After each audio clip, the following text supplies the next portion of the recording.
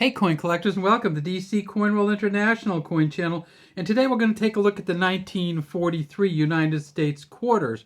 We have three of them here. We have the Philadelphia, the Denver, and the San Francisco. We're going to talk about the special kind of quarters that they have from 1943. We're also going to talk about the other coins from 1943, because 1943 was a strange year in coins.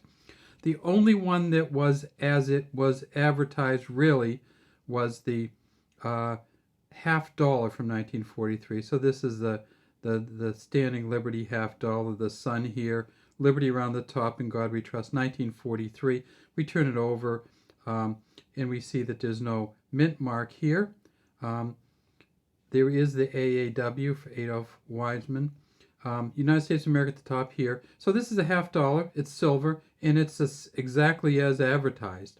Some other things that weren't as advertised, though, is another silver coin. Yes, I know it's a nickel, but this is a silver 1943 U.S. nickel. It's a Jefferson nickel. God we trust in front of him, Liberty behind him. Nice star there. 1943. Has some lines across it. I'm hoping it wasn't washed, but even if it was, it's still a silver nickel because we see the big P for Philadelphia above Monticello. They made 3 years worth of silver nickels during the war, and this is one of them. So always look for these. And so 1943 had a silver nickel. 1943 also had a copper penny. Well, you say, of course it had a copper penny. Well, this isn't one of them. This is a steel penny because in 1943 the United States Mint moved to making steel pennies so they could save copper for the war effort, but they made at least a couple copper pennies. And so if you can find the copper pennies, it's probably worth in the tens of thousands, if not more, maybe the hundreds of thousands. So they made a copper penny, which was not the norm, because steel pennies were the norm in 1943, and of course that's a San Francisco one. They did make the dime in 1943. It's a Liberty dime. They did Roosevelt dime didn't come until 1946. So in 1943, Roosevelt, of course, is still alive. They were making the Liberty dime. And this is the back of one.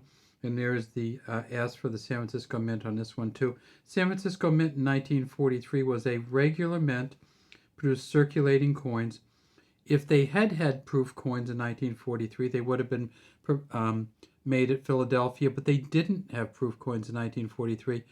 They did in 42, though, but in 1943 they didn't, which makes this one look very odd then, doesn't it? This is a 1943. We see it says Liberty at the top, In God We Trust here, 1943.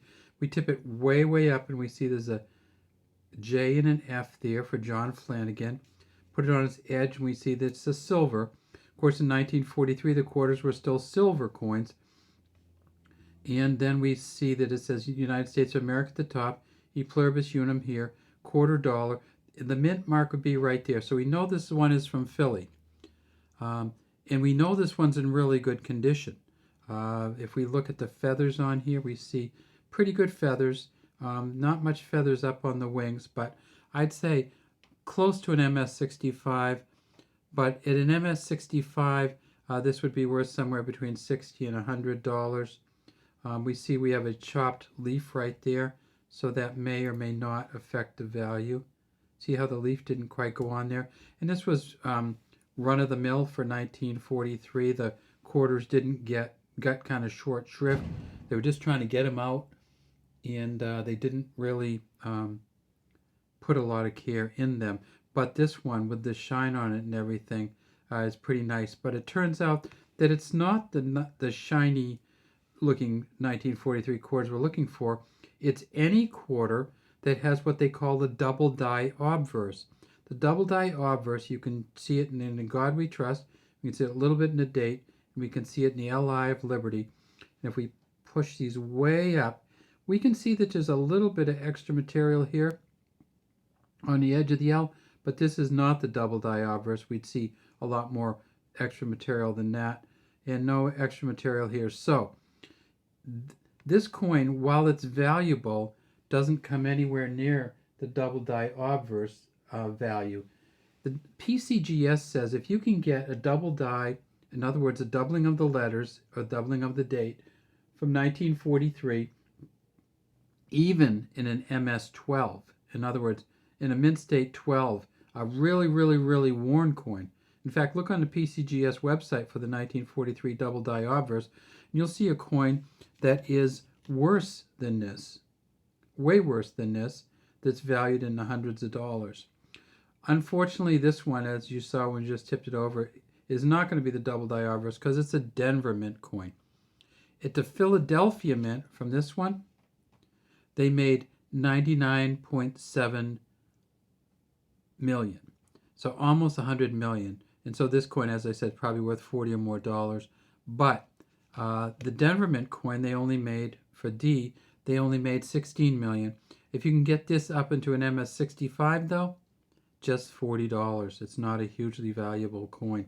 And finally, of course, they made them at the San Francisco mint. And it's a San Francisco mint.